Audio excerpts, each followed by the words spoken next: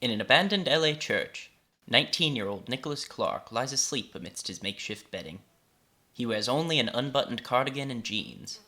Around him are the assorted paraphernalia of his favorite pastime: lighters, spoons, needles, cotton balls, and the rubber hose still tied around his arm. Beside his bedding are countless little personal trinkets, some books, and several gallon jugs filled with water. Nick wakes up and gets his bearings, then turns over onto his side. Gloria? She isn't there. Nick turns back over, confused.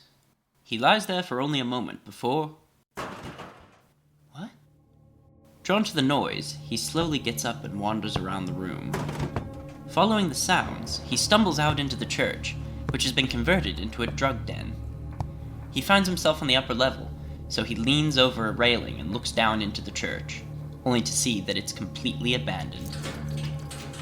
Nick moves towards the stairs and peeks down into the next room, but sees nothing and continues on. Gloria? Nick wanders down a hallway, periodically glancing into messy rooms that resemble the one he was just in. They're all empty. Glow! Nick is briefly frozen in place, but moves on down some more stairs. On these stairs is a piano, but disturbingly, there's blood splattered on the keys. Just past the stairs, someone is lying down, all but their legs obscured around a corner. Nick worriedly rushes forward to check on the person, only to find that he's dead. Presumably killed by the horrific wound on his neck. Nick recoils back around the corner in disbelief. What? Eventually, he collects himself enough to walk past the man, glancing down again at the chunk taken out of his neck. Coming into the main hall of the church, Nick walks cautiously, unsure of what he might see next, and picks up a nearby fire iron for protection. Gloria!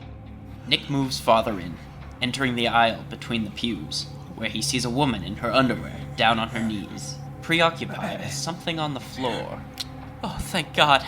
Glow, we've got to go. Oh, shit! Gloria turns around, but she is not herself.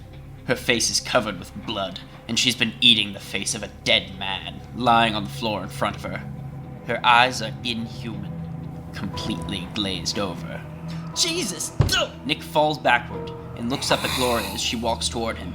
She has a knife embedded in her chest, and she approaches him slowly. No! Devastated and confused, Nick jumps up and runs out of the room as Gloria slowly pursues him. He sprints down the hallway and around a corner, where he finds a large ground-level window. He opens it up and steps out, then runs to a gap in the church's fence.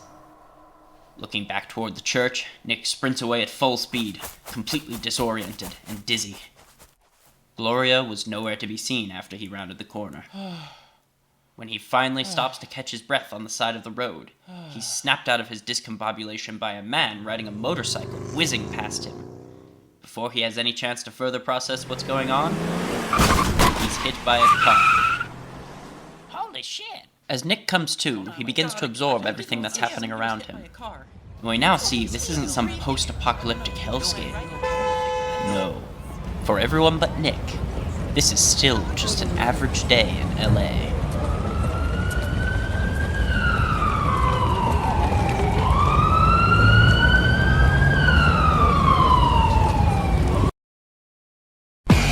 This is Fear the Walking Dead, the radio drama.